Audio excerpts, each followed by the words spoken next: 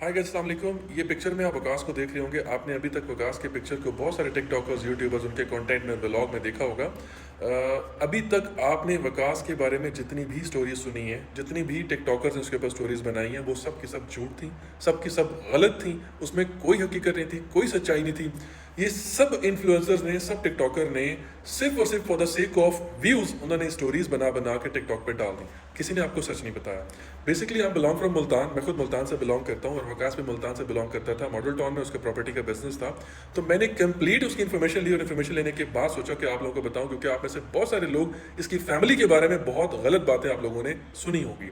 मैं बहुत हर्ट हुआ क्योंकि एक डॉक्टर नबिया है, वो काफ़ी पॉडकास्ट में भी आती है, काफ़ी फेमस भी है, काफ़ी उसके फॉलोअर्स हैं, काफ़ी उसके व्यूज़ होते हैं। For the sake of views उसने भी इसकी बीवी को हाईलाइट किया, वकास की वाइफ को हाईलाइट किया और उसने एक झूठी स्टोरी बना के आप लोगों के सामने पेश कर दी, जो कि इंतहाई गलत था।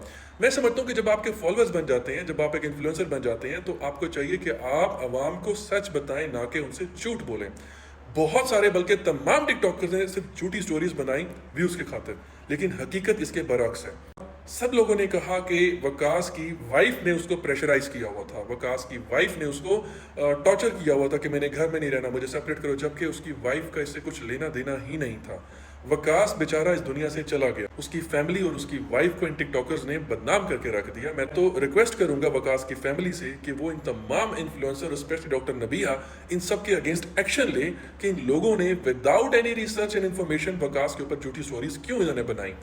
अभी एक्चुअल स्टोरी ये है कि वकास प्रॉपर्टी के काम में इतना इंडल्ज हो चुका था। आप लोगों को पता होगा कि प्रॉपर्टी के अंदर जबान चलती है कि वकास प्रॉपर्टी की लेन देन करता था, इन्वेस्टमेंट करवाता था, और स्पेशली उसका सबसे बड़ा इन्वेस्टर उसके मामू थे।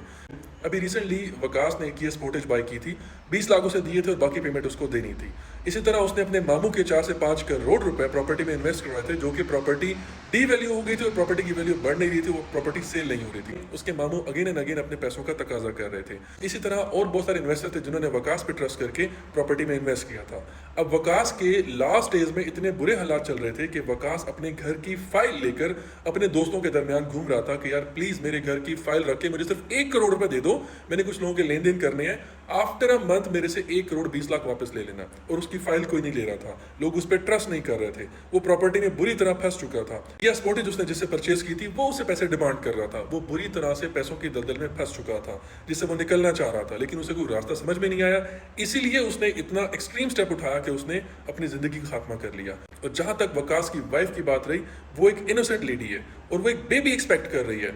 अब वकास उस दुनिया से चला गया, अब उसका जो बेबी आएगा वो आने से पहले यतीम हो चुका है। तो ऐसे ही लोगों ने उसकी वाइफ को इतना बदनाम किया, इतना हाईलाइट किया, बहुत अच्छे सेंसिबल टिकटॉकर्स ने उनको बदनाम किया, without knowing anything, without any research, without any information उनको हाईलाइट किया। अल्लाह इनको हिदायत दे। For the sake of some views ये लोग इतनी झूठी स्टोरी बना देते हैं। तो इसीलिए मैंने सोचा कि मैं आप लोगों को ट्रुथ बताऊं कि बेसिकली फैक्ट है क्या, वकास ने ऐसा स्टेप क्यों लिया। बाकी अल्लाह सबको हिदायत दे, अल्लाह इस तरह के एक्सट्रीम लेवल पे किसी को ना लेकर जाए।